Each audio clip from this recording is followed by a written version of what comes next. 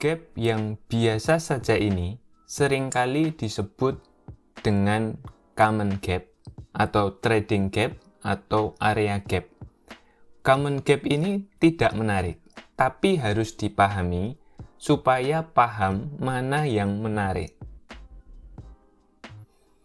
Terkadang common gap ini terjadi karena saham mengalami masa ex dividen dan saat itu volume perdagangan sedang sangat rendah. Atau mungkin bisa disebabkan karena sebab lain seperti berita yang kurang signifikan seperti itu. Ketika common gap ini terjadi, biasanya akan kemudian terisi lagi dengan cukup cepat. Gap ini artinya kan celah. Celah tersebut akan kembali terisi cukup cepat pada common gap ini. Kata terisi ini artinya adalah bahwa price action harga saham di waktu-waktu berikutnya, bisa beberapa hari hingga beberapa minggu, biasanya akan menelusuri kembali ke angka setidaknya pada angka yang sama yang terjadi pada hari terakhir sebelum terjadi gap. Istilah ini juga dikenal sebagai closing the gap. Berikut di layar Anda saat ini adalah contoh grafik dari kejadian dua common gap yang telah terisi kembali. Perhatikan bagaimana gap terjadi, lalu kemudian harganya turun lagi.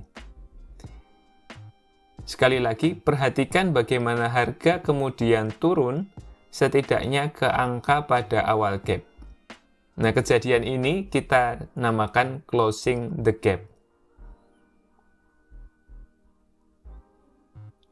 Common gap biasanya muncul dalam trading range atau congestion area, yang mana hal tersebut memperlihatkan kurangnya minat pada saham pada saat itu.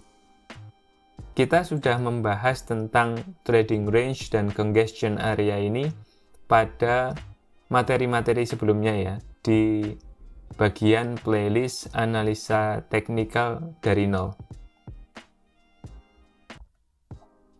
Memahami dan menyadari tentang keberadaan jenis gap ini adalah baik. Penting bagi kita untuk memahami common gap ini.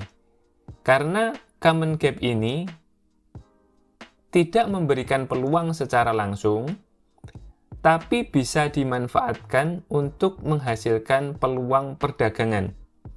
Perhatikan bagaimana polanya.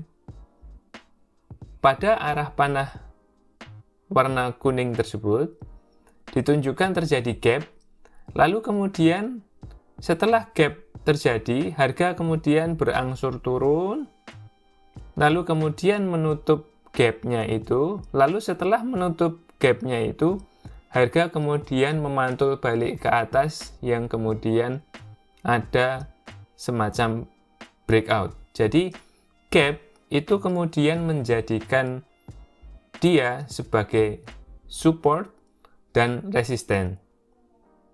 Ini perlu dipahami untuk mendapatkan peluang trading yang baik.